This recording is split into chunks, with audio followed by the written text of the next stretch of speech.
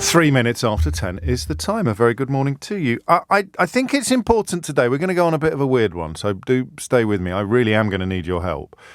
I think it might be... well, obviously, your age is going to be quite relevant to the conversation that we're having first this morning, but it's relevant in both directions, if you see what I mean. So we're not actually excluding anybody.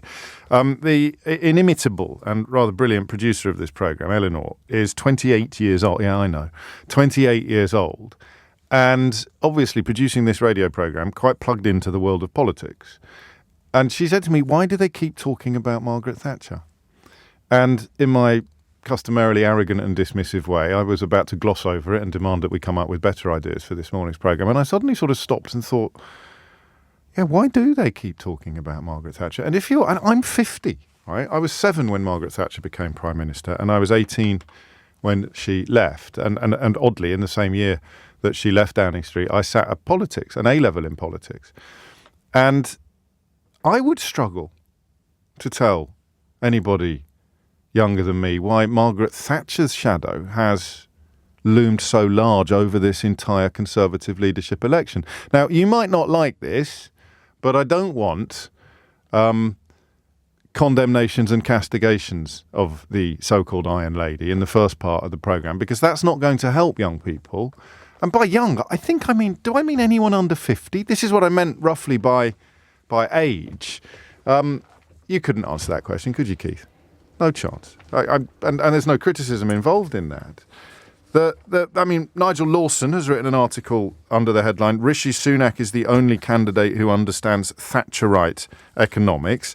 And Sajid Javid, who, I don't know whether it's because I went on holiday, I thought Sajid Javid and Rishi Sunak had sort of acted in tandem to get Boris Johnson out of Downing Street. But he's now, the Saj, has now, good Lord, imagine your life being so empty that was your nickname. Anyway, the Saj has now come out in support of Rishi Sunak, saying, at university, I had portraits of my 2 favourite Conservatives on my wall. God, I bet his parties were fun. Who did you have on your wall at university? Probably James Dean and Morrissey, or possibly a cliched Marilyn Monroe photograph, or Linda Lusardi, depending upon your outlooks on life. Sajid Javid had Margaret Thatcher and Ronald Reagan. Imagine walking into that room in the Hall of Residence in the first week. So let's go and meet the lad. The lad in 43 looks nice. Let's go and say hello, knock hello. We're all heading to oh my God, you've got pictures of Margaret Thatcher and Ronald Reagan on your wall. And I think he's about my age, probably a bit younger.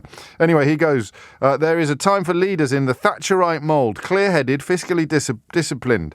And there are times for Reaganites, freedom-loving, sunny and optimistic. Our country now needs the best of both instincts, said Sajid Javid, coming out in favour of Liz Truss. And of course, Truss and Sunak have themselves both cited or raised the ghost of Thatcher in pursuit of their own popularity. You'll remember the hustings that Nick did last week, and he asked them who their favourite prime ministers were, and they both provided answers that I think merit a little bit of a revisit. Should we start with Liz Truss? No, we'll start with Rishi Sunak. If I were to ask you who's been the best ever leader of the Conservative Party and why, who would you pick? Probably Margaret Thatcher. Why? Why? Because she delivered multiple election victories and changed this country for the better. You were in Grantham, I think on the weekend, the home of Margaret Thatcher. How would she have responded to the fact that you're the first Chancellor since Labour's Dennis Healey in 1974 to raise corporation tax? I think she would have responded, as I have done, in gripping inflation first. He was 1 when she became Prime Minister. So if I at 50 struggle to explain why they're all genuflecting at the altar of Margaret Thatcher in a Conservative leadership election in 2022, then I suspect he'd be struggling too. But there you are. Perhaps it's a curious constituency of people that we need a little bit of help understanding. And I'll say it again, we are not starting with condemnations and castigations. We need to help each other understand what does the word Thatcher mean to these people when, for a huge swathe of the population, almost none of whom are going to have a vote in the looming election, it's a word that is at best a little bit sort of confusing or contradictory, and at worst completely baffling. Time for Elizabeth Truss to nail her colours to Margaret's mast. Mrs. Thatcher. And why? Because she... I sense again there's some agreement in the room. She turned our country around. In the 1970s, we were the sick man of Europe. we had low growth, we had massive industrial problems. I mean, I was born in 1975, so I was very young at the time, I didn't see it, but you can watch the newsreels, you can see how appalling it was. And what I sensed in the 1980s is a growing sense of pride in our country and a growing sense of optimism about the future. And she may be right. Again, she mentions her age, 3 years younger than me. That's quite grim. That's going to be the first Prime Minister ever that's younger. That's a moment, isn't it? Talk about the police getting younger. When it starts happening to the Prime Ministers, you've crossed a bit of a Rubicon. But you can find newsreels of protesters getting smacked over the head with batons. You can find newsreels of police officers waving their overtime money in the faces of striking miners. It's a little bit crass to suggest that the newsreels of the era offer up an unalloyed admiration of Margaret Thatcher. But again, I don't want to veer into critique at the moment. I want to veer exclusively into the area of explanation. So pick a person, pick up a person, and explain to them why Margaret Thatcher, why this particular battle to be Prime Minister at times looks like a Margaret Thatcher lookalike contest. It is as if Rishi Sunak and Elizabeth Truss are competing and their supporters are joining in to persuade the Conservative Party membership that they are most like Margaret Thatcher. And I don't want to labour this point, but it has to come from a point of explanation. It may involve negativity and even perhaps a degree of nastiness, but I'd rather it wasn't confined to that. If it is enough in 2022 with this curious electorate, and obviously the demographics of the Conservative Party membership are going to be profoundly relevant to this question. You might as well say, why does it appeal to largely elderly, largely white, largely male right-wing people, invoking the ghost of Margaret Thatcher? But I still need answers to those questions, and those answers are going to have to include some positives, even if it is only positives for others. Ideally, it would be positives for you. You're listening to this as someone who's a little older than me, and you think you're well placed to explain to me and my 28-year-old producer why the battle for Downing Street has, in many ways, become a Margaret Thatcher lookalike contest. What is it about her? What is it about her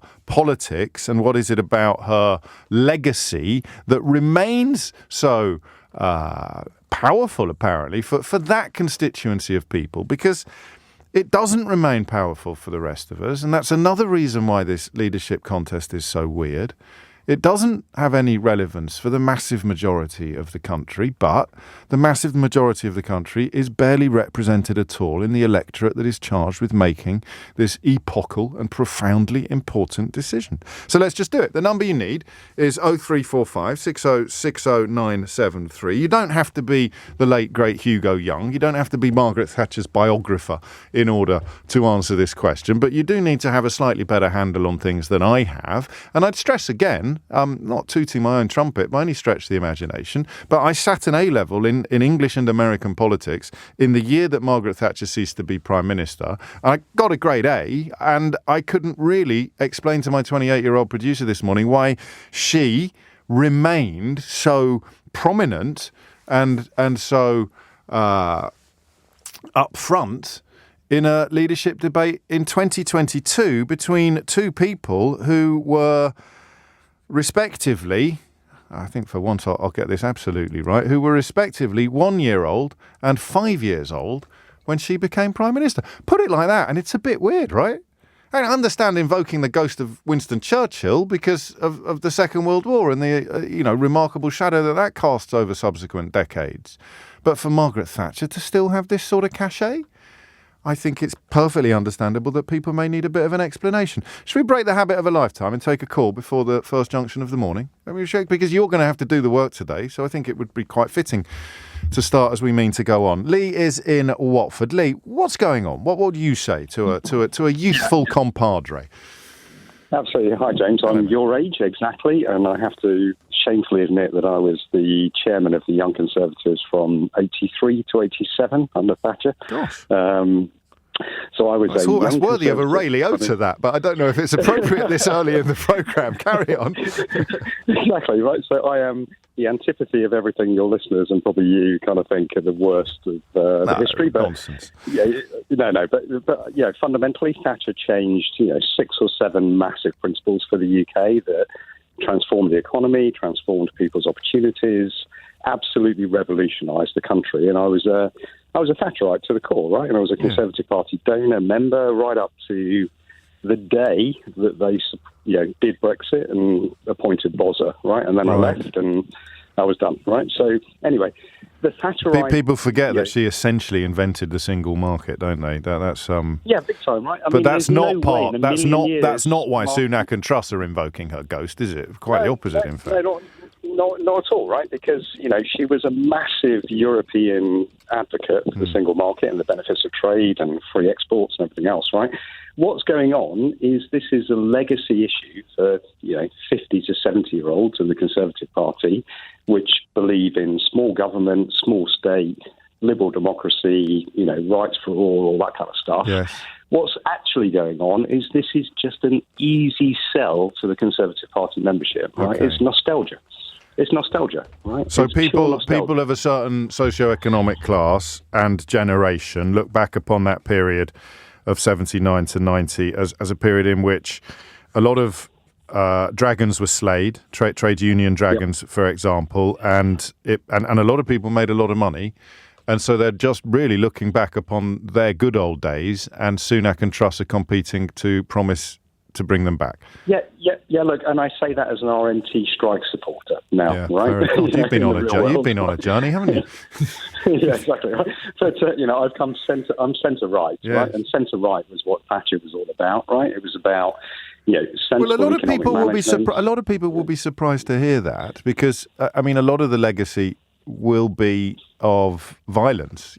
Poll tax riots and miners' strikes would stick out. So that the idea of it being a sort of pragmatic centrism, it might be true. But that pragmatic centrism was about the economy, right? The unions were crippling the economy, right? It was about opportunity and growth and everything else. It was actually about actual economic growth, right?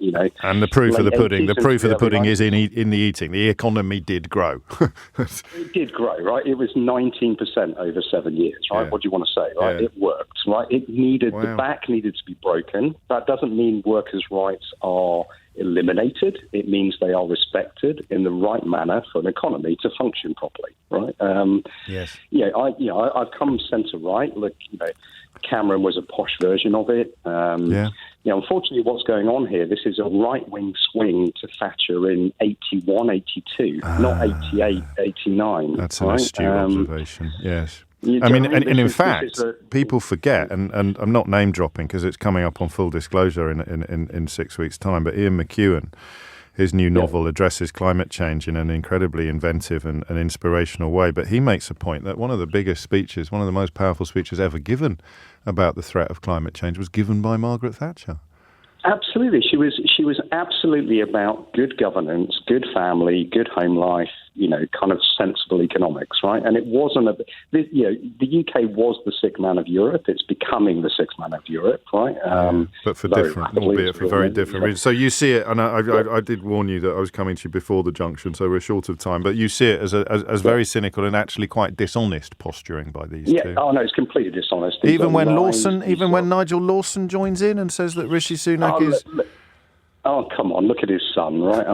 Just read. Read his procrastination. I'd rather not. I'm a big fan of Nigella, but she seems to have fallen rather far from the family tree. Nigella is the right side of the family. There's not a different side of the family. No, it is. It's a strange business. I've got to crack on, but it's a great opening. You can't say fairer than that. A former chair of Young Conservatives, having remained on the right, but moved very differently from where the party has gone, explaining why Thatcher of a certain ilk, of a certain era, holds these people in thrall. But of course, what they're not going to say is that Margaret Thatcher, one of the first Western politicians to absolutely and passionately warn against the horrors of climate change, and indeed the key architect of the single market, when they say that they're going to be the most like Margaret Thatcher, they ain't talking about that.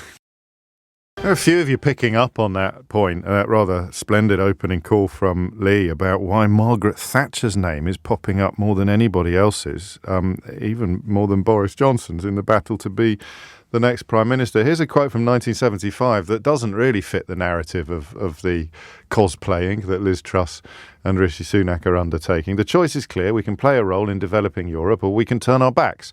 By turning our backs, we would forfeit our right to influence what happens, but what happens will inevitably affect us. And that is a quote that usually appears online alongside the famous image of Margaret Thatcher in a knitted dress featuring all the flags of Europe. It's bizarre, isn't it? I mean, it's some legacy when she can be held up as the heroine of Eurosceptics and yet is on the record as describing in absolutely incontrovertible terms the idiocy of turning our backs on the European Union. And many people don't understand. Again, massive failure of the Remain campaign.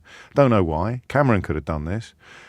She invented the single market. There's speeches where she describes, can you imagine what it would be like? She literally invented the single market. And then fast forward a few years, Theresa May, Priti Patel and the rest of them are boasting about pulling out of it. So why is Margaret Thatcher's ghost being invoked so much this year in this leadership battle? Ben's in Brighton. Ben, what would you like to say? Hi, James. Thank you so much for taking my call. You're very welcome. I think because she's this kind of epochal figure, and they've only really had two figures like that in the 20th century. And what I mean Who's by the that other is one? the fact, I think Churchill was the other one. Oh, fine, yeah, sorry. You said 20th figure. century. You threw me a bit. 20th Yeah, century, fair enough, yeah. Sorry. And I think there's that, and there's the fact that she genuinely seemed to alter the world. I mean, if you think about her and Reagan, you could argue that together they brought down the Berlin Wall. They offered freedom to the Eastern Bloc countries. They helped disarm as well. Nuclear disarmament was part of the Reagan-Thatcher agenda, which was a huge thing. And then on a more kind of personal note, for a lot of the people I grew up with in London, she offered the sale of council houses. Now, there are criticisms you can make of all of that stuff. Of course. The thing about Thatcher... But we're talking about people who would not criticise it. That's the whole point this morning, aren't we? I mean, the basic Conservative membership would not criticise or challenge any of the things that you've just said, which is why they keep invoking her ghost. Yeah, and I think that she is this towering figure, and I think subsequent to her, there haven't been... I think, Major to me was it seems to be a pretty nice guy, and probably the last genuinely good man they had, good and honest man. But again, getting back to honesty, yes. She had real integrity.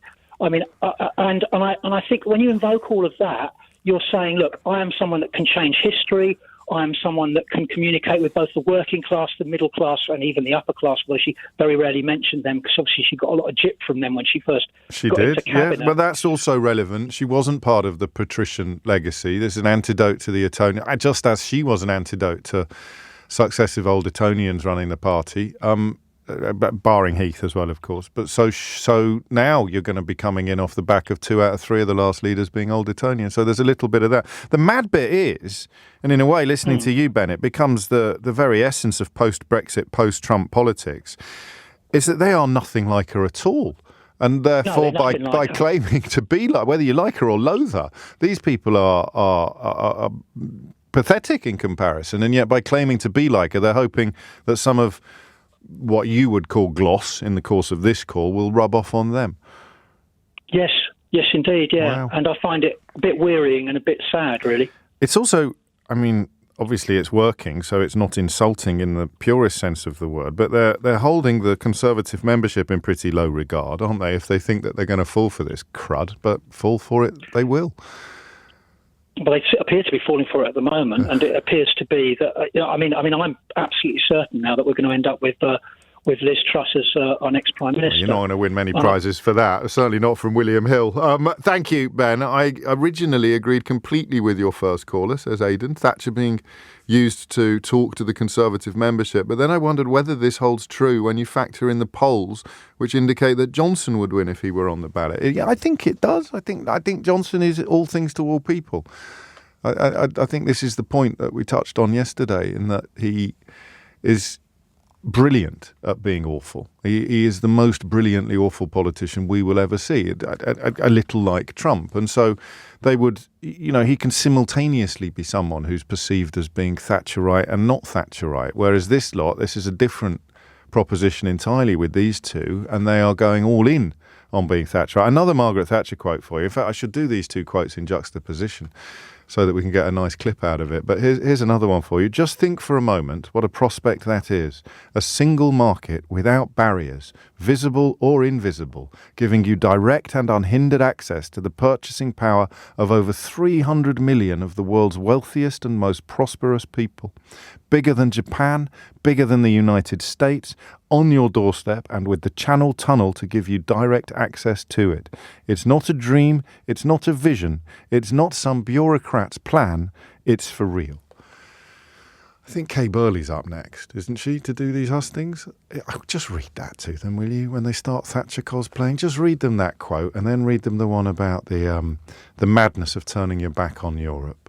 And then maybe a little bit on the climate change speech that she gave quite early on in her premiership and then admittedly failed to return to, because this is a parallel universe, a universe where Sunak and Truss, anti-European, single market leaving, mediocre politicians claiming to be Thatcherite in their outlook when, well, you heard the words. John's in Croydon. John, what would you like to say?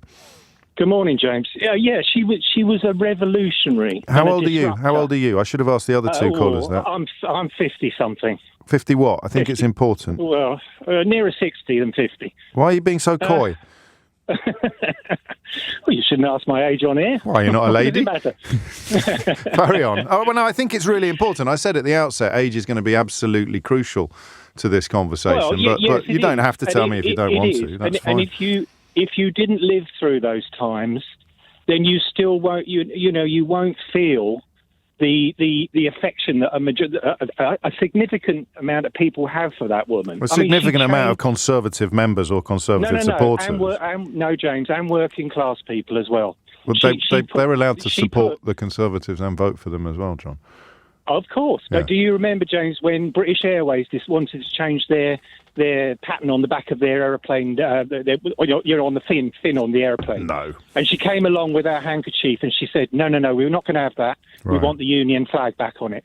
That's what people want to see. It's not just about nationalism and jingoism. It's about pride in being British. And British Airways is Spanish now, She had that in spades. Yes. So who cares?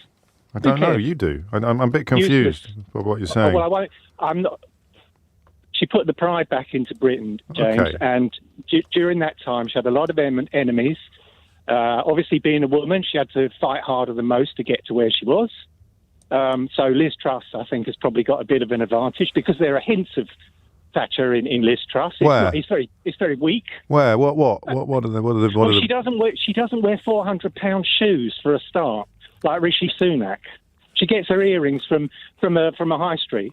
People don't like that, do they? So Margaret Thatcher had image consultants who took her to Aquascutum, where I used to work, and you wouldn't get much change. Let's not fall out. I don't think you've got much to say except that you really, really liked her and something about flags on jumbo jets. James, she helped me a lot with my life. Go on. She helped me a lot. She liberated me financially. She liberated me. She allowed me to play the stock markets. I didn't need to go and find a stockbroker to do it. I'm just an ordinary person with a bit of savings. This is why I was interested in your age. So you're very young to be playing the stock markets. James, and how did she... for the last 30 years? Where have you been for the last 30 years? Well, I've been here for most of them, mate. It's no secret. So what? And the city has been revolutionised since the late 1980s, James, hasn't it? It's no longer a posh man's club. Anybody can join it, and again, they do. You're being a bit cryptic. So you were able to buy and sell shares. Partly, yes. Yeah, okay. That's why. Just say it. I'm not being funny. I'm just a bit confused. So okay. I mean, would you describe yourself as a typical Thatcherite, do you think, John? A classical Thatcherite? I describe myself as an ordinary working class person. Right. An ordinary working class person who credits Margaret Thatcher with allowing him to play the stock market. Also, you began by saying that working class people... Hang on a minute, You began by saying that working class people weren't Thatcher supporters. Let me finish this point. A working Beginning class to wish you hadn't person started. who saved his money, Okay. who saved his money through Yes. hard work. Well done. That's something that well done. Yes. That's something that Well she done. advocated as well, saving Yes. your money, and then thought, right, now what do we do with it? Okay. Are you a member of the party? No, I'm not a member of the party. Okay, I'm only asking No. why you're so touchy, honestly. I wish I'd never asked your age. 10:30 is the time. Holly Harris is here with the headlines. 10:33 is the time. You're listening to James O'Brien on LBC, where I just remind you that the question is, why are the two people vying to be Prime Minister invoking the ghost of Margaret Thatcher so much? So, listen, I appreciate that many people may not enjoy hearing people talk up her legacy or extol her virtues. I'm here just to make sure that there is some sort of basis and evidence to back up the admiration, as always, to ask you why you think what you think, not just what you think. But that's, obviously there's lots of people who don't cherish her legacy or don't think she was very good for the country. But that isn't an answer to the question of why these two characters, Truss and Sunak, are trying to invoke her ghost so much, trying to attach themselves to her legacy so much. I don't mind explaining that, but I don't know that I should have needed to do it yet again. So I'll read out a few of the texts coming from the sort of other end of the pitch, as it were. Please spare us the Thatcher swooning. Well, again, Paul, how can you have a conversation about why the two people who are going to be the next Prime Minister are competing to see who's the most passionate member of the Margaret Thatcher Club without having people express admiration of Margaret Thatcher? That's the last time I'm going to explain that. But I'll read your text out because I'm so nice. Thatcher is responsible for the absolute mess we're in right now with the energy crisis, selling off everything for short-term gain to make us look prosperous. Now we have no control, whereas France has, of course, limited the hikes in energy costs to 4%. Julie says, people who cheered on Thatcher's right to buy council homes because it would create Tory voters are now finding that their children and grandchildren can't afford market rent on a decent home. That seems a fairly solid contribution, as indeed does Paul's observation about privatisation. But neither of those observations answer the question of why these two are invoking her ghost so much. And finally, Claire says, I've no fond memories of Thatcher, apart from her views on EU membership. What she started has destroyed the country. Actually, I said that was going to be the last one. There was another one, I think, from Dorothy, who said, if Liz Truss has a bit of Margaret Thatcher, then I have a bit of Scarlett Johansson. 10:35 is the time. Matt's in Stafford. Matt, what would you like to say? Good morning, James. I'd just like to say that the most important thing for, I think, Liz Truss and Rishi Sunak is the fact that Margaret Thatcher won. And I think that's the overriding thing that dominates British politics. So did David Cameron and Boris Johnson. But think about the current political climate. The RMT strikes, Thatcher won against the miners' strikes. Grant Shapps is talking consistently about reducing... But Thatcher beat the miners by essentially closing down coal mining in this country. You don't want Liz Truss or Rishi Sunak to close down the railways, do you? I definitely don't. But what I'm trying to say is that this is why they're invoking that. I don't think they'll go as forward and say, we'll just close it all down.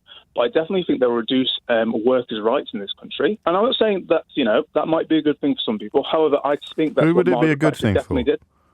I think it'd be a good thing for the railways, a lot of people with a lot of businesses, mainly the 1%, as it were. But I feel the big thing that Margaret Thatcher evoked... Hang on a minute. You think that reducing workers' rights would be a good thing for the railways? I think it'd be a good thing for the people who own the railways, certainly. Not for the workers, not for the people who go on the railways, not for me.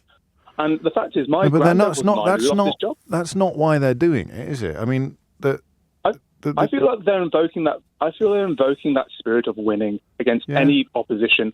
They want to win the next election. Boris Johnson was someone who won the election. That's a pretty solid contribution. And lost the backbenchers. She's a winner. She's a winner. She's a winner. I mean, they did actually chuck her out at the end, just like they did Boris Johnson, but it took them a lot. It took them a lot longer to do so, and some people are still bruised by that. But Thatcher, how old are you? I'm 28, sir. Gosh, so that shadow, if you like, that she casts over British politics is one of which you have absolutely no personal experience. Well, you have no experience of the woman. You have experience only of the shadow. I think this is really important, Matt, because from your 28-year-old perspective, you look at the record and you just see someone who won 3 general elections. Yeah, that's pretty much it. But the thing is, you really can't argue with that. It's the same with Tony Blair, isn't it? There it is. Did she win 3? 79? Yeah, of course she did. And that's the thing that matters in this day and age, isn't it? Like, I feel like Tony Blair will, in 20 years, hopefully, be looked upon as the Labour Prime Minister who won. But that's not all he did. And there are things that he's done in his prime ministerial reign, you might say, that will have terrible effects, I think, by the Iraq War. But people only look back on the fact that he won. He won 3 elections. I mean, it is a point of great contention among the competing factions of the Labour movement, of course, of just how important winning is. Keir Starmer being a little bit closer to the Tony Blair view that winning is the most important thing, or was it Bill Shankly who said winning isn't the important thing; it's the only thing. That is very much the Conservative mantra traditionally, and Tony Blair, a Labour leader who subscribe to the same school of thought. I think you're probably onto something. Maybe, again, we might be ever so slightly overthinking it, although there's plenty of room for sophisticated analysis on this. Bottom line is, it would be a bit like whoever takes over at Manchester United invoking the spirit of Alex Ferguson. Although, of course, he is still with us, so they wouldn't need to invoke his spirit. They could just invite him into the dressing room. Or you take over at Nottingham Forest and you talk about Brian Clough. You wouldn't talk about Frank Clark, or you wouldn't talk about people who'd been in post. You wouldn't talk, if you're at United, about Ole Gunnar Solskjaer, would you? Or indeed about David Moyes. You'd talk about Alex Ferguson. So that's part of it. But in terms of the membership, the appeal must be a little bit more specific than that. The appeal must be, we want someone like Thatcher, not just because she wins, but because of what she does when she's won. And I want to know. Gemma is in Cheltenham. Gemma, what made you pick up the phone? Hello. Yeah, I think you are overthinking it a little bit. Oh, everyone's a critic. Sorry. Everyone's a critic. Can I ask how old you are? You don't have to tell me, but I am interested. No, I'll tell you. I'm 45. 45, right. Carry on. So I was, but I vividly remember things like the poll tax riots. I'm a bit of a strange human. So, but the thing to me is, so I know my parents are friends with two Tory party members in their 70s. Okay. And even though they've got children and grandchildren, they are rubbing their hands in glee at the prospect of the 7% interest rates. But apart from that... Because they've got savings. I mean, because they've got savings. They're sitting pretty. But I don't think it's about policy, aside from that. It's just about them remembering a time when they lived in a world that wasn't scary. Yeah. It's just, you know, all these people that put their pronouns on their Twitter feeds, and so he was a he, but now it's a she, and all these people that, these temples being built in places I go. Nick had a caller earlier complaining about how many black people there are in adverts on television. We're talking about that sort of outlook, aren't we? Absolutely, because I mean, again, I don't have any figures to back this up, but I grew up in a relatively multicultural area, and I remember going out on visits to places like I didn't grow up here. Oh, okay. Well, actually, I think Cheltenham had the first black Tory candidate. It was a guy called Taylor, if memory serves. So I'll wind my neck in. So I'm out in the Cotswolds. Okay. So but it wasn't. Our multicultural society was, in my memory, much more concentrated in particular urban areas, and we have things like Clause 28. Keeping the homosexuals away. Yeah. I think it's all those. It's that. And now, do you know what you've done? You've solved a mystery for me, actually, which I feel a little bit stupid for not having spotted it. I don't know if you're aware that Suella Braverman, who's been Attorney General for a number of years in a party that's been in government for 12 years, has decided that today is the day to launch a fight back against woke witch trials. And the Daily Mail inevitably has come out in full support of her. And when you read it and you read into it, God, you've made me feel really stupid. It is literally... I'm sorry, I think you're very intelligent. Thank you, you're very kind. Liar.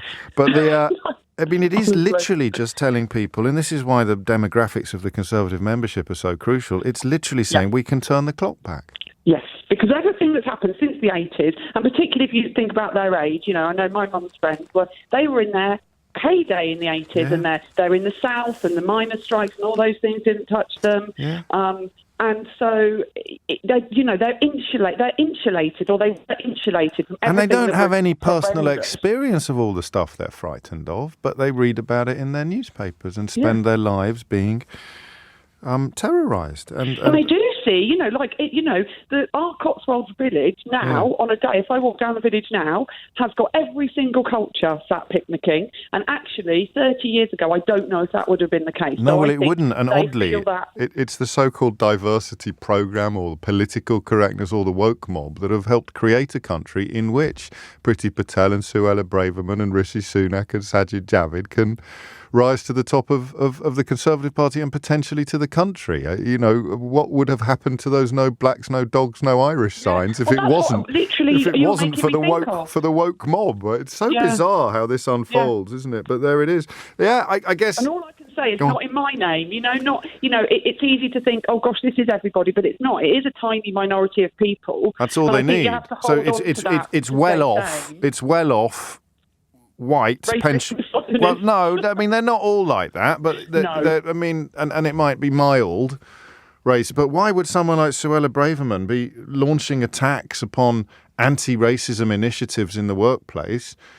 Answer: because she wants to win the support of people who don't like anti-racism initiatives in the workplace. Because it makes them feel. I spent most of my career teaching English as an additional language to people that had not, children that had not long been in the country. And when you can see, if I mention that to people sometimes, you can almost see the kind of panic in their face. Yeah. Because it's something that is so alien to them. And like you say, they might not be actively racist, but the fact that, there are schools in Hounslow where we're experts at that and that's in their country, it's scary to them. Right. And of course, it is a very lucrative business, stoking those fears and coming into those worldviews, whether it's boats, dinghies, desperate people in dinghies crossing the channel, or whether it's black people in adverts, or whether it is footballers taking the knee, something we may talk about later, or whether it is Germans trying to succeed where they failed during the Second World War. I mean, listen, if you don't read these newspapers, you might think that I've gone bonkers or that Gemma is being grossly unfair, but that's the bit missing from my jigsaw, isn't it? Of course they're going to pretend that this stuff is really, really important, because otherwise people with a vote in this election might turn around and say, Liz Truss has spent more time in the Cabinet than any other Conservative in the House of Commons since 2010. Rishi Sunak was the second most powerful politician in the last Conservative government. Why are they both competing to condemn the country that they will inherit when they become Prime Minister, when the party that we are members of has been in charge for 12 years? Answer: look, over there, some diversity training and some kneeling footballers and some National Trust initiatives. Don't look at the record of the last 12 years when you're trying to decide which member of the same team will captain the side going forward. Look over there at some dinghies.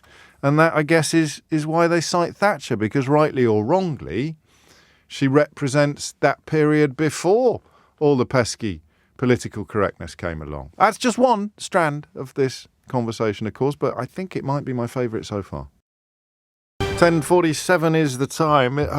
If I'm sounding a little humbler than usual, yeah, it's possible. I am, aren't I? Sounding a bit more humble? It's because I went to see Brian Cox last night, Professor Brian Cox at the Royal Opera House, and his new show. My goodness me.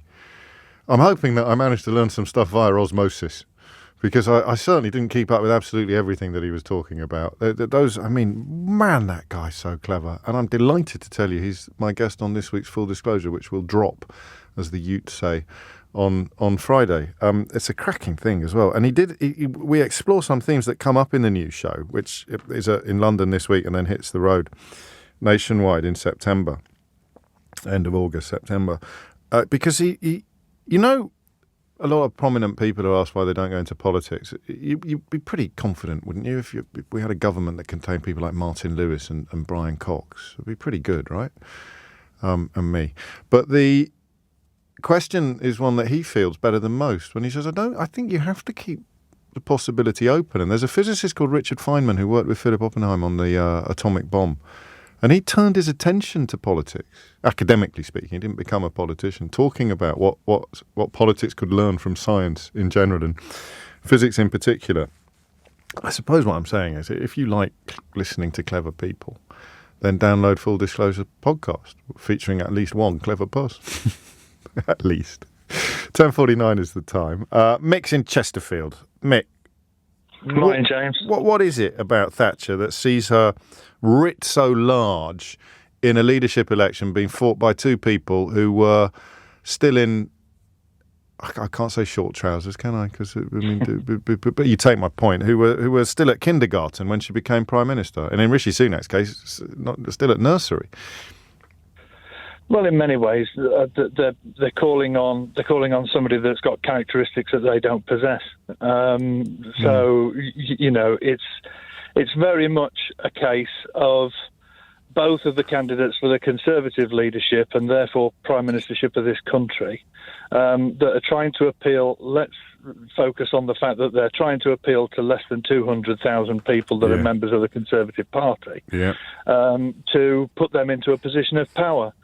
So, they're not in the slightest bit, in my mind, really interested in appealing to what the ordinary man and woman in the street is. No, but about. To be, clear, why would they?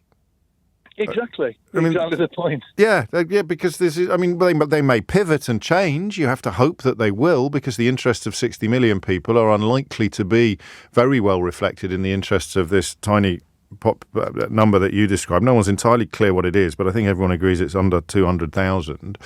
What is it then that they invoke when they invoke her name? What do this electorate, these Conservative members, feel or see when they both claim to be Thatcher's natural heir, the heir of Thatcher, the heir of Voldemort? They're mostly appealing to white middle-aged males. Middle-aged at best. Yeah. And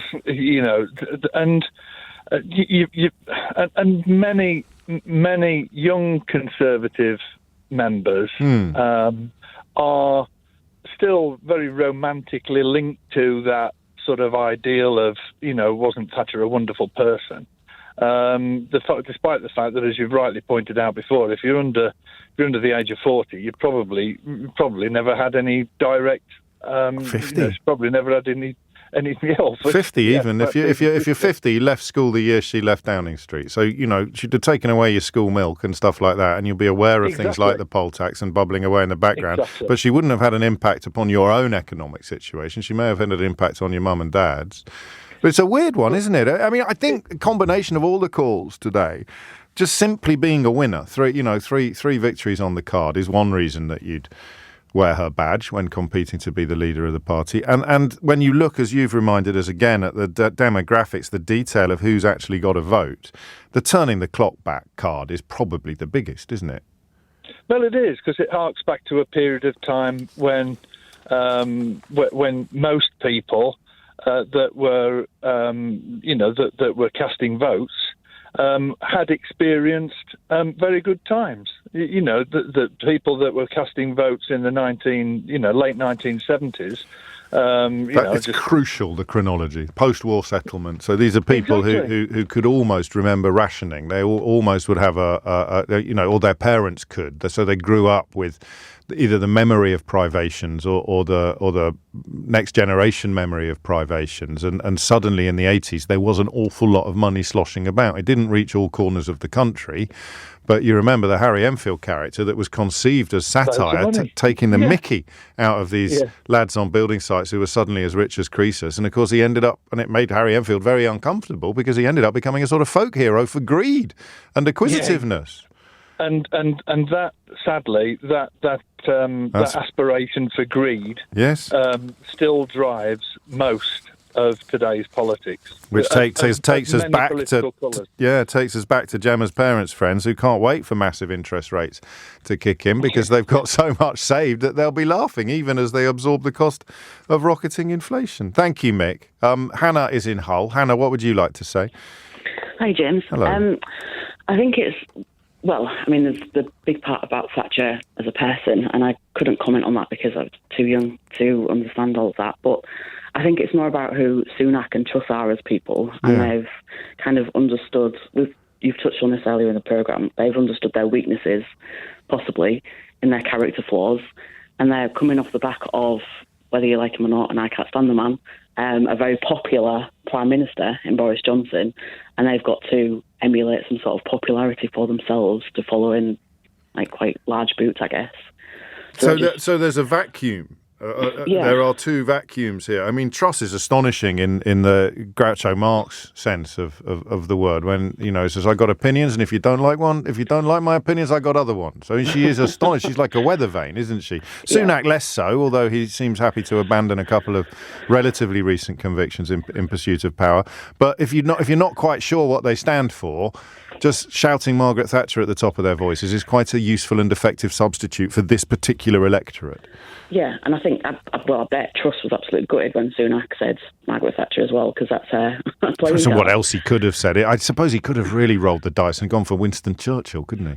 Possibly, yeah. But yeah, I think it's more about their failures as characters, or their understanding that they're not going to be as popular as Johnson, so they're just clinging on to the next most popular figure and trying to shine off. It is. Yeah, I don't like the phrase overthinking, because it almost sounds a bit that we're congratulating ourselves for being so clever. But it is probably simpler than, detailed economic policy or taxation legacy, isn't it? It's how these people feel watching these hustings when they claim that they'll bring back the 1980s, when you could say what you wanted about immigration without being called a racist, and you had quite a few more quid in the bank than you do now, and the world was a lot less confusing. And something about toilets and penises, which seems to be a large part of the culture war at the moment. Oh God, yeah. But yeah, I don't even think it's like overthinking it. That was my very first thought of that Boris Johnson's still very popular, and if he was on the ballot, he'd win. Yeah, they've got to make themselves stand out, and if they can't align themselves with Johnson, even though Truss, I'm sure, would love to, then the next person to align themselves is Thatcher. Would be Margaret Thatcher. She kind of has semi-aligned herself with Johnson by playing up the loyalty card, and of course one of the biggest obstacles Sunak has is overcoming the fact that he's perceived as having sort of led the defenestration process for Boris Johnson. Thank you, Anna. 10:57 very nearly. Brilliant calls today. Let's go to Devon next. Gillian is in Plymouth. Gillian, what would you like to say? Gisela. Why did I say Gillian? Honestly, I'm so sorry. That's my age, that is, Gisela. I need to borrow Steve Allen's glasses. I'm a first-time caller, so I'm really nervous. So you just have to excuse if I kind of repeat myself. It's only me. So I was listening. I'm 49 in a few weeks, so I really remember living in the 80s and seeing what my parents went through and struggled through. And I just find it amazing that someone like Liz Truss, for example, who talks about the fact that she went to comprehensive school and the life chances of her peer group, and she was under a Tory government. Yes.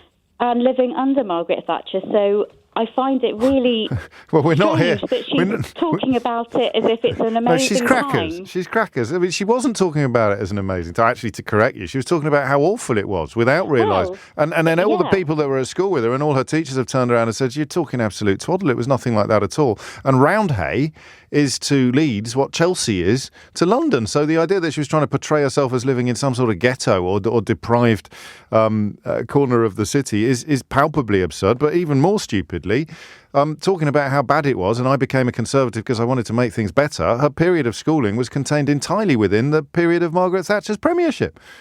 Yeah, that's what I find. I just find it utterly bizarre that she's championing Margaret Thatcher when she was living under that government. And I remember how bad it was. My parents having to sell things every week. Yeah, but your parents are not Conservative Party members. So no, you know, I mean, you've come in towards the end of the conversation. We're examining what it is about them that the Thatcher ghost appeals to so completely. But just to take up your theme of Liz Truss saying words without being too bothered about their actual meaning and focused entirely upon their emotional impact. Here's an actual quote. See if you can spot the problem with this, Gisela.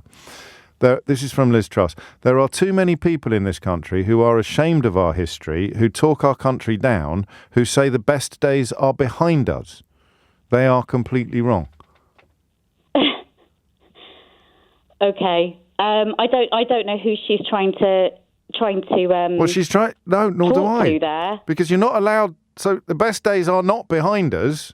But stop talking down our history, which is the days that are behind, because the days ahead of us are better than the days behind us, but the days behind us should never be criticised. But by saying that the days ahead are better than the days behind, I'm actually criticising. Do you see what I mean about words? Yeah, and she is just trying to focus her kind of rhetoric at a certain type of electorate who are either Tories of a certain age or people who, like I think one of your previous callers said, just romanticise of somebody who they never lived under, so they have no idea. We had a lovely time in the 80s, and therefore we want to go back to that. Or, because of the nature of the British media, I've spent my entire adult life reading hagiographies of her everywhere from the Daily Mail to the Daily Telegraph, and therefore I presume it was some sort of golden age, even though, as Gisela has reminded us at the end of that hour, for huge numbers, for millions of families in this country, it was an absolute nightmare. It's 11 o'clock.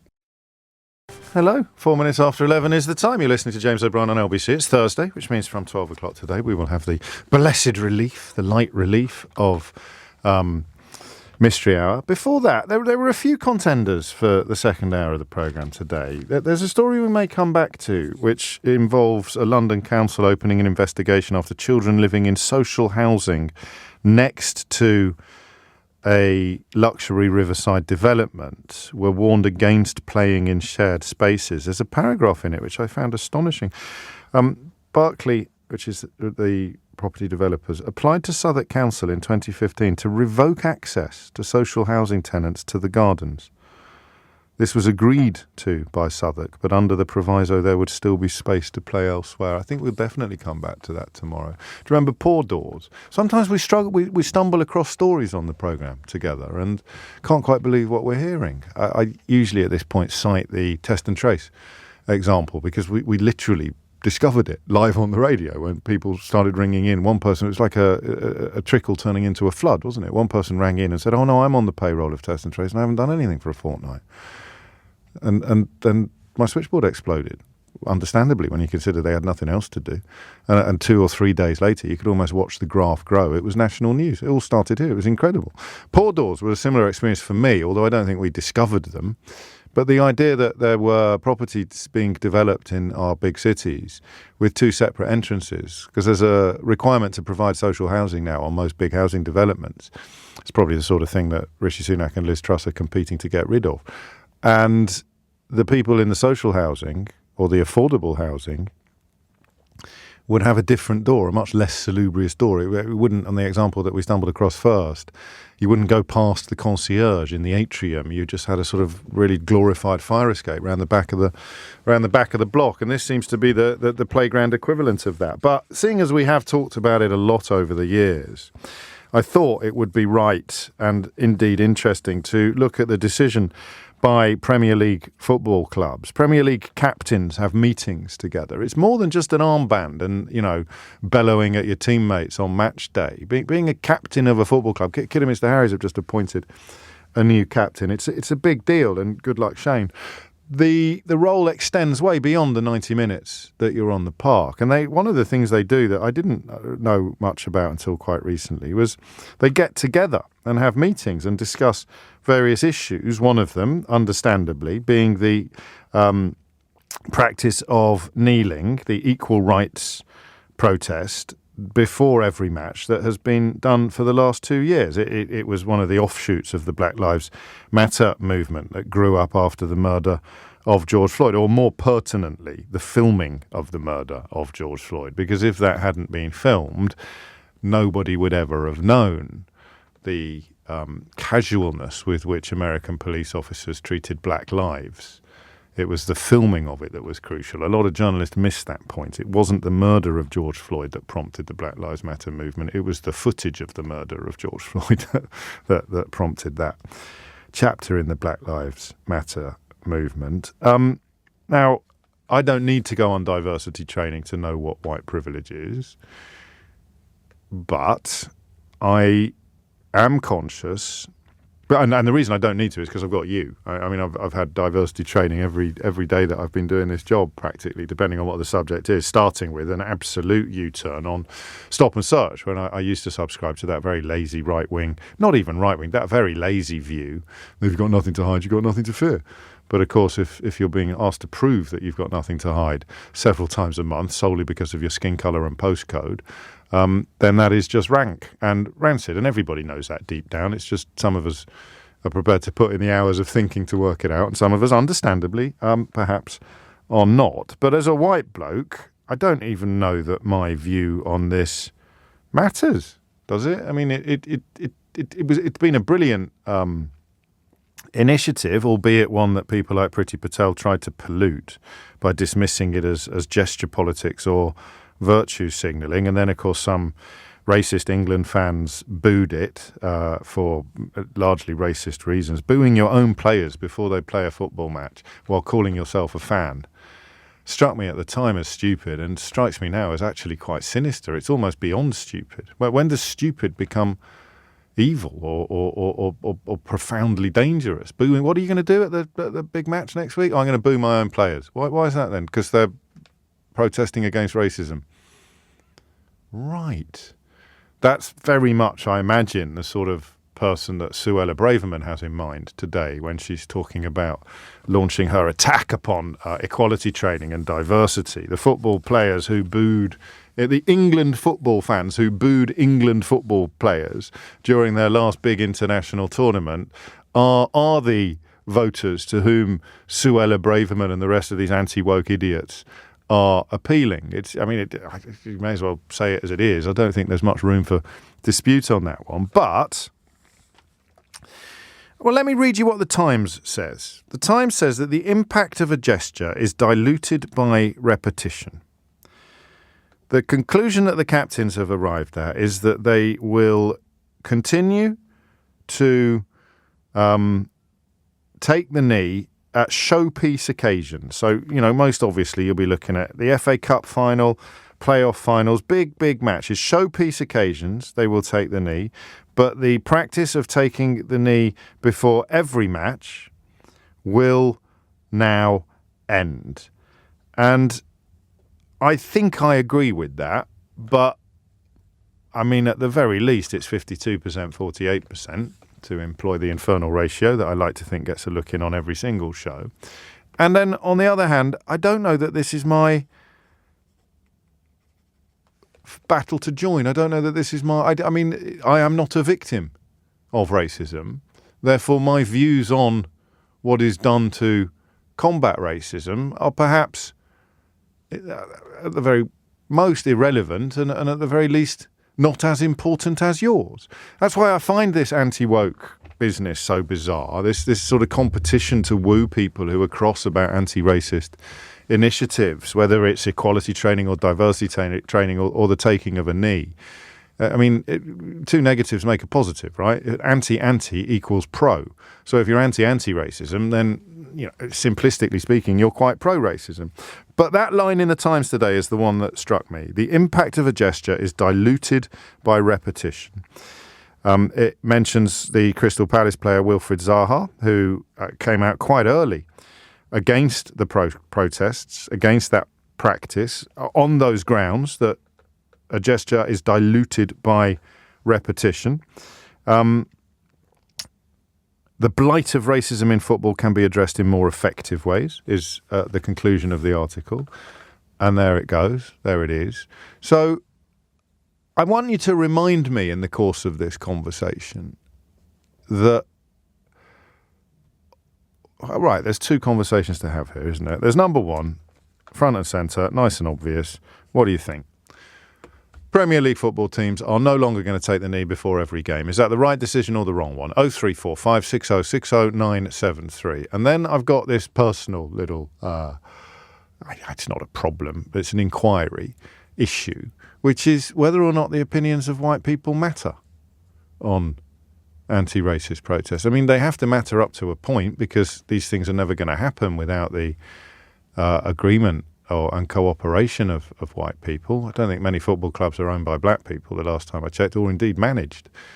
So that's a little bit more self-indulgent perhaps on my part. So what do you think? I am drawn to the conclusion of the Times newspaper that the gesture is diluted by repetition, but the gesture is not designed to represent my interests. So I don't imagine that the editorial in the Times was written by a black person either. So I don't need to explain any further. I've got it across. It's a bit like me having a view on a strong view on something that I have absolutely no investment in. Whereas if I was being stopped and searched on my own back doorstep every 20 minutes, I might feel a little bit differently about this. If I was being stopped and searched on the ground of my skin colour. So there it is. There's two angles to this.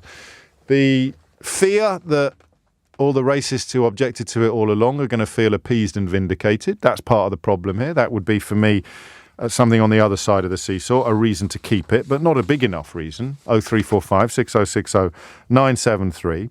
The sense, which I don't know that I share it, but I can certainly appreciate and understand it, that the impact of a gesture is diluted by repetition. And then on the other side, the rather beautiful notion that this battle, this inequality, will be highlighted and will be cited every single time Premiership football teams do battle. It will become part of the fabric of our football game. It will become part of the furniture. That's the opposite to the Times' conclusion, the idea that repetition dilutes impact. I don't know that that's true. I think, a bit like saluting a flag or something like that, it can actually become an intrinsic part of the entire process. So you can't play a game of football in the Premier League in the United Kingdom unless you are acknowledging inequality and protesting against racism. And that's what I mean by being, as a white fella, someone who's not as invested in it as I would be if I was black. But everybody's welcome, albeit with that caveat in place. What do you think of this, and why? 0345 6060 973 is the number that you need. It's 11:15. It is 11:16. There's some good texts here. Do you think the Times would say that Remembrance Sunday is diluted by its repetition every year? This is going to be the line we go on, isn't it? The impact of a gesture is diluted by repetition, states the Times newspaper this morning in response to news that footballers are to cease taking the knee in protest against racism before every match in the Premier League. I wonder whether I'm going to undertake a minor U-turn. That's the beauty of a 52-48% decision, isn't it? Is that you can review your position quite easily and comfortably. Do the army realise that the gesture of saluting one's officers has been diluted, or are certain gestures exempt from this nonsense? That's strong, I think. That's resonating with me. Oh yes, no, we're not. We're going to stop saluting officers now in the army because. Let's get the line correct. The impact of a gesture is diluted by repetition. Okay. Julie in Suffolk points out, allies should seek to support the oppressed demographic in the way that the group wants. This is surely up to anti-racism groups and people of colour. Off the top of my head, I couldn't tell you how many Premier League captains were of colour, but I could, with a modicum of confidence, suggest that they will be relaying the views of their teammates. And I quite like this in the sort of realms of pie in the sky, because I don't think it's ever going to happen, but it'd be nice if it did. How about the players don't do it before the match, but if they hear or experience racism during the match, they all take the knee, stop the game, highlight the racist nature of some football fans. And that is from Liz, who describes herself as recognising her white privilege, but not playing football, or supporting football, but supporting Black Lives Matter. Kieran's in Maidstone to kick things off. Kieran, what would you like to say? Hello, good morning, James. How are you? Very well, Kieran. What's going on? So like very interesting topic. Now, like myself, yes, I'm a football fan myself, and myself, I'm of mixed heritage. Like right. dad white, dad from Caribbean, like mum English. So I've got the best of both worlds. But with regards to this, it's just like, I personally don't care if people want to take a knee before the game. As far as I'm concerned, it's like a 3-second, even 2-second gesture. Sure. Get on your knee, and then carry on with the game. But with regards to diluting the message, I think I can sort of get on board with that a little bit. So it becomes less powerful the longer it goes on. Yeah, because the thing is obviously trying to put myself in the position of somebody who is white. I'm never going to know what it's like to be white, but trying to put myself in the position of that. If somebody's seeing that over and over again, I don't know whether they would view that as being educational, just to say, you know what, 2 seconds before the game, you see that and then you carry on, or whether it's the kind of thing where they're feeling like it's being rammed down their throats. I don't, and the thing is, what is being rammed down whose throats? I mean, I found it staggering at the time, and I find it staggering now that anyone could object to it. Never mind someone like Priti Patel. I took a call from someone who was adamant that he was a dyed-in-the-wool England fan, but he was proud of the fact that he booed England players before they played football. I don't know how much time and energy I want to expend worrying about that's ridiculous. Yeah. Well, that's the point. So, that phrase you use, "ram down our throat," is a phrase that a racist would use to describe black people in adverts on television, which was a call Nick took earlier today from a kind of fella who's unlikely to give me a ring anytime soon, I think. But, at least I can hear him. That's the problem. Nothing's been rammed down anybody's throats when 22 people take a knee for 2 seconds. Yeah, well, as I said, it's. I see it as quite sort of like complex. I do see it as quite sort of complex. But as far as I'm concerned, have you become a bit bored with it? Be honest. I wouldn't say bored. No. I've become a little bit sort of desensitized to it, in the fact that when I sit down to watch the football, obviously you know that they're going to take a lead beforehand, so it's almost become sort of like part of the game. Now, the text you read out a minute ago from somebody who messaged in and said, obviously, if there was like a stadium announcement that said, "Oh yeah, there's been reports of racism within the stadium," yes. I think they should stop the game. They should stop the game and then, get down on their knee. And the thing is, I think they should get on their knee for at least a minute. At least a minute. The problem is it's not either or, is it? Because quite a lot of I found quite mealy-mouthed objections to the taking of the knee were, well, we should be doing more, we should be doing other things. And they were from people who'd never called previously for more to be done or other things to be done. But it would be great if they'd come up with a more effective way of battling actual instances of racism as a replacement for or improvement upon the repeated, the weekly expression of protest against racism. It is quite complex, and I think some people have become bored with it, and I think that would apply across the ethnic range. I could be wrong. I don't mean any negative by bored. I just mean it's just become part of the rigmarole. But then I think back to singing the national anthem or saluting army officers or all of the things that are supposedly part of our culture become inculcated. They become absolutely reflex actions, and there's a little bit of me, a growing bit of me, that thinks maybe taking the knee before football games could have joined that category. Addy is in Ealing. Addy, what do you think? Hi, James. Hello, I think it's important that you keep it going, because racism hasn't ended, has it? It's still there. It's still in sport, and it's any gesture that highlights it and keeps the conversation going is important. I've got my son's 18 months old. Aww. He's not quite old enough. What do you mean he's not old enough? That's not the attitude. You've got to get him out there. Well, no, I nutmegged him a couple of times the other day, so he's not ready yet. It won't He's not ready. But to be fair, I think once he's old enough to understand, if hopefully racism, we've ended it in football, we've ended it in the country, and it's not such a big issue. But if it's still there, which I suspect it will be, then we can have the conversation. He'll say to me, well, why are they taking the knee? Yeah. And then we can start the conversation. We can start educating. I think too many people want to hide away from it. I played sport at relatively high level, and I experienced in racism in all sorts of fashions. And I just think some people are just scared to talk about it. And the only way we're going to move this on and we're going to get past it is to continue the conversation and have difficult conversations. You're not comforted by or consoled by the fact that it will continue at showpiece games, it will continue at the big matches? Because I suppose part of you is going to wonder now, well, how long for?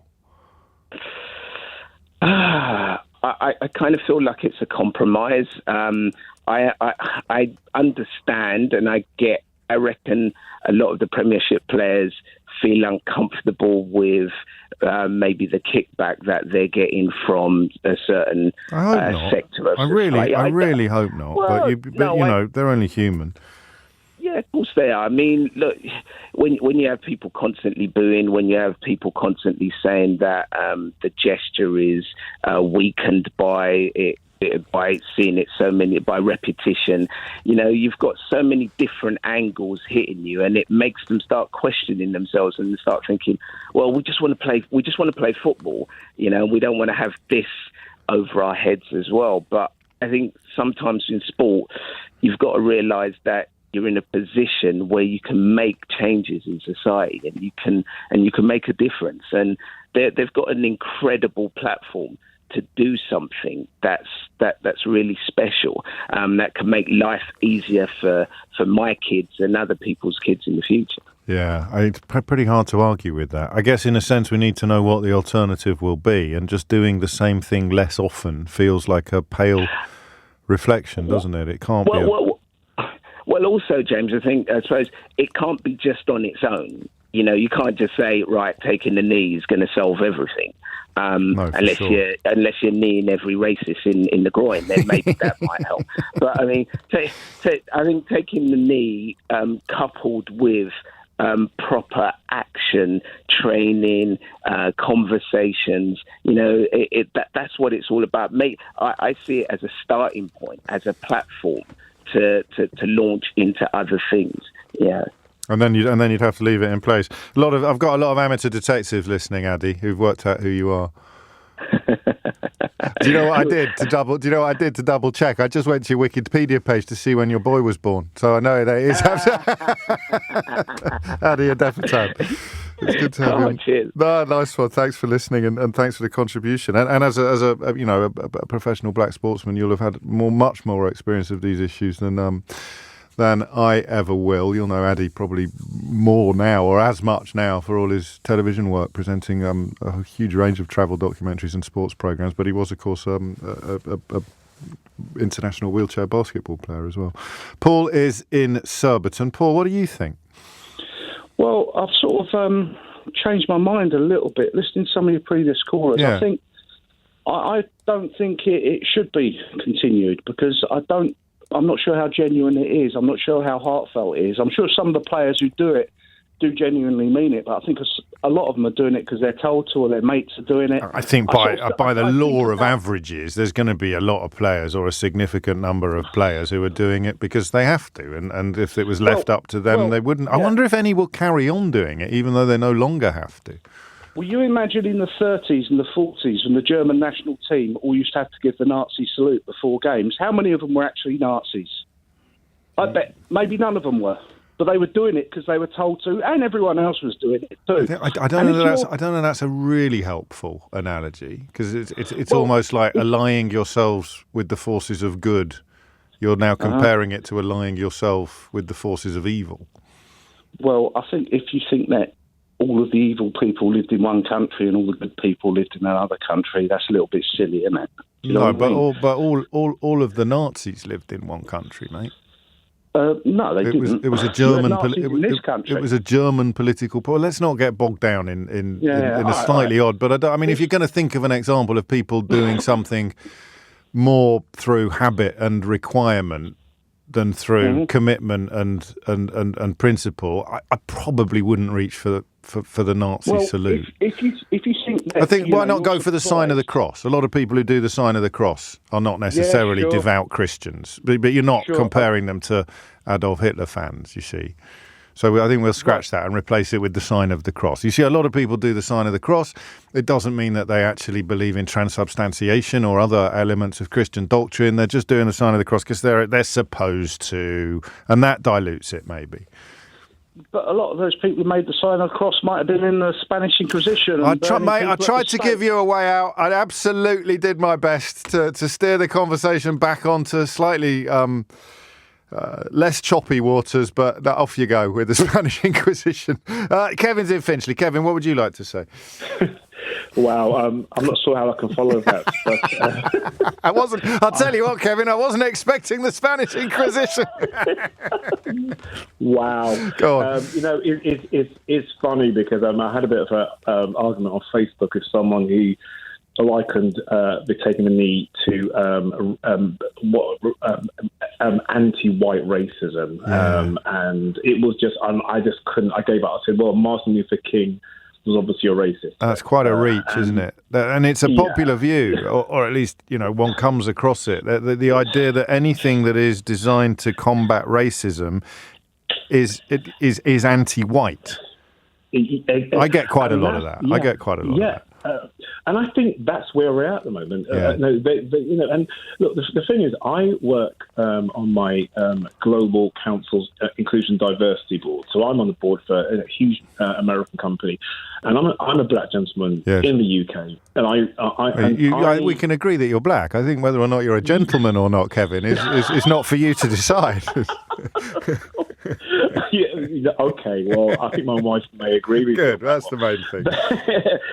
Anyway, so now I kind of deal with this all the time. We had a conversation about taking the knee, and I say, look, I think it needed to be done, and because it can raise the profile of racism and anti-racism within the psyche of the country. Oh, hang on. Hold that thought. I've done that thing again where I forgot to look at the clock for 2 minutes. I'm going to take a news bulletin and then I'm going to come straight back to you because you are smack in the middle of this story for reasons that you've just explained.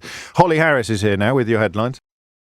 11:34 is the time. Back to Kevin in Finchley, who sits on the diversity board at his big American company and is, I think, of the view that this line about repetition diluting the gesture of footballers taking the knee in protest against racism is valid, Kevin. I don't want to put words in your mouth. Yeah, no, and look, I agree completely. Look, I said before, I think it was great. It really created that conversation that was needed to be had. That conversation has been had. It also exposed certain people, and I'm not going to name names, but people within the Conservative Party. I will. Pretty Patel. Who had exactly, who, and look, let's be honest. At the moment, anti-woke is all the Conservatives seem to have, so they're going to play that card over and over again. So look, I get it. It exposed a lot of people who we needed to educate. But doesn't it? Won't they be celebrating today? The people who hated it or claimed that it was anti-white or pretended to care about a couple of individuals whose names they didn't know who were linked to something called the Black Lives Matter movement in America and pretended not to understand that footballers taking the knee in South London had absolutely nothing to do with people marching or setting up marches on the other side of the Atlantic under the same three words. So, look, they will believe that they have won a small victory, but we need to make sure that victory is short-lived. And what I mean by that is you need to, and this is exactly what I say to the board of my company, we need to put tangible action plans in place to, number one, increase representation of, management, for example. There are very many black managers, and there aren't very many black or, non-white players on the boards. Premiership clubs. So we need to increase that. And I think once you start to do that, you will actually have more representation on those boards who will then instill and change the way that racism is challenged. Well, I would love to agree with you, but I'm reading the front page of today's Daily Mail in which Suella Braverman brands the diversity industry a new religion in which zealots seek to punish unbelievers while others are too scared to speak out. So you're putting your eggs in a basket that Suella Braverman has just set fire to. Okay, and so look, but you mentioned Suella Braverman. You can mention Kemi Badenoch. You can mention. Unfortunately, they are a certain breed who are there to effectively gatepost, and maintain the status quo, and they are not there to help us. Right. So we'd have to be very clever in who we decide who represents us. It's definitely not Suella Braverman or Kemi Badenoch. But look, I think there's so much more to be done. We need to look at clubs that do nothing about racism within their clubs, and we need to And they almost get a bit of a pass. They get a bit of a hall pass by doing, well, we take the knee every Saturday. How dare you tell us that we don't do anything about racism? Exactly. That's interesting. It needs to be tangible. Tangible evidence is the only way we're going to move forward. I'll read you something, and it's interesting. And John doesn't say whether or not he is black or white, or he doesn't describe any ethnicity, but he says it is diluted by repetition. I'll go a step further. As someone who will not tolerate racism and actively calls it out, which has cost me a couple of friendships, it gets to the point where you're fed up with people who keep banging on about it. I'm constantly bemused by the suggestion from prominent ex-players that nothing has changed. I can tell you, as a season ticket holder at Watford, who sits next to the away fans, I've never heard a racist comment from either set of fans. No one throws bananas on the pitch anymore. No one makes monkey chants. And what's more, I honestly believe that anyone in the crowd, that the crowd would jump on anybody who did any of those things. That's definitely true at Watford. I have no reason to doubt John, but we can all probably name a club or two where that isn't necessarily the case. But he says it would not be tolerated, and rightly so. I'm not suggesting it's resolved. I accept there is still more to do, but it's considerably better than it was. And if you keep ramming it down the throat, there's that phrase again, of people already on side, you will eventually alienate them. And he adds, Remembrance Sunday is once a year, not 22 teams every single week. So look, the thing is, I get, for me, what stood out was the ramming down the throat, and we hear this a lot. Yeah, that's the bit I don't get. The rest of that message I thought was actually really interesting and really strongly argued, but the ramming down the throat bit is just a bit weird. It means we have to be reminded that there are people who may be me or may not be me who are suffering, and so because I don't want to be remembered, and I don't want to feel uncomfortable, then you're ramming it down my throat. That's what that phrase for me means. It comes from a place of discomfort, doesn't it? And even if you're echoing other people's words, you're then the discomfort is part of the point. But then let's just hope that Suella Braverman isn't successful in her let me get this, fight back against woke witch trials, because the progress you see and the progress you're part of with your role on that board is precisely the sort of thing that she seems determined to root out. A strange world we live in. Thank you, Kevin. Rob, I've got a couple of phone lines free now. 0345 6060973. Alex makes a point I was just nudging towards. The gesture of taking a knee could honestly have gained value the longer it went on. People still taking the knee 18 months after the burst of BLM activity seems an empty gesture, but there's something powerful about still doing it in 2027, when these teams will have a new generation of fans and players. It's a bit of a counterfactual, but I'm minded to agree with that. I wonder where the line is. You know, did anyone start complaining about clapping the NHS? Did that become diluted by familiarity, or was that sort of sacrosanct? We've come up with other examples, so, you don't have to use Remembrance Sunday because that is only annual, but why do we salute officers, or why do we genuflect in church? If we're showing your reverence for the God that you believe in, does that reverence or that faith get diluted every time you genuflect in church? I don't think it does. Might become a little bit reflexive. But the more we think about it, the more I wonder whether or not the line the Times has taken is correct. Rob's in Loughborough. Rob, what do you think? Oh, hi, James. Nice to speak to you. Hello, Rob. Hi there. So I'm slightly conflicted. I was always a fan of taking the knee. It started some interesting conversations, especially as a parent with a child who's growing up in a much more multicultural and less racist society than, say, I did growing up in the 80s. Yes.